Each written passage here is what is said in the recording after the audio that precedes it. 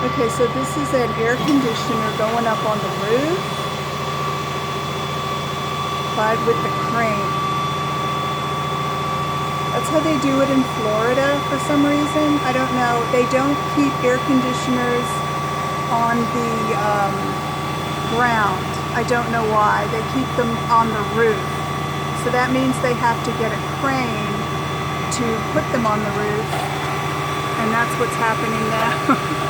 This is so funny. Like, what if this thing falls? It's funny to me. I don't know why I'm laughing.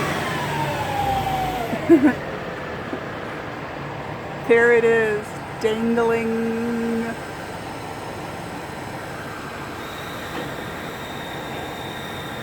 Oh, there it goes. There it goes. There it goes. There it goes.